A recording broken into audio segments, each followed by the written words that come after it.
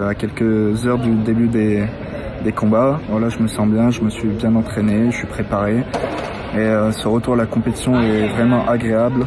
J'espère que tout va bien se passer et il n'y a pas de raison que ça se passe mal.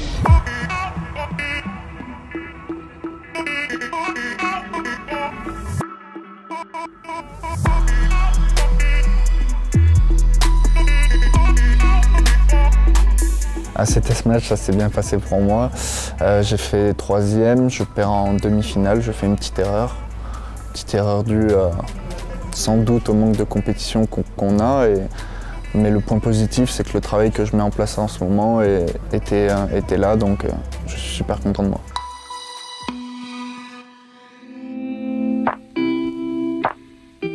En ce moment, ça se passe plutôt bien. On peut poursuivre les entraînements malgré la situation actuelle.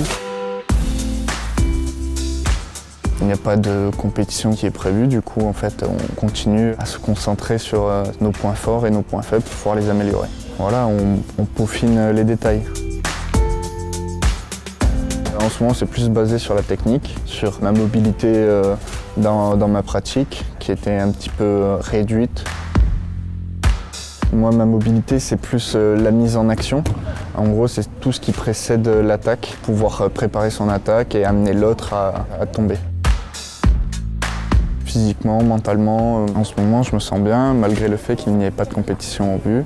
La RATP m'a présenté un coach mental, c'est Elfon Bonne, et ça fait quelques années maintenant qu'on bosse ensemble pour essayer d'améliorer mon côté mental en compétition et même à l'entraînement.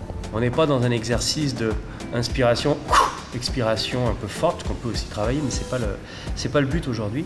Là, c'est vraiment, tu vas souffler tout doucement, d'accord? Et en soufflant, et avec ta main, tu vas sentir que tu rentres tout en bas du ventre. C'est parti! Aujourd'hui, ça me permet d'être plus fort dans le sens où, comme un entraînement physique, on entraîne son corps, un entraînement mental, on entraîne son mental.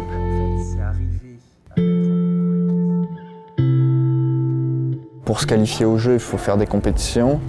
Comme il n'y a pas de compétition, ça devient très compliqué. Si je ne vais pas cette année, oui, il va falloir que je me pose et que je réfléchisse à l'avenir. Après, oui, il n'y aura pas de médaille au jeu, mais est-ce que c'est pour ça qu'il faut arrêter de rêver ?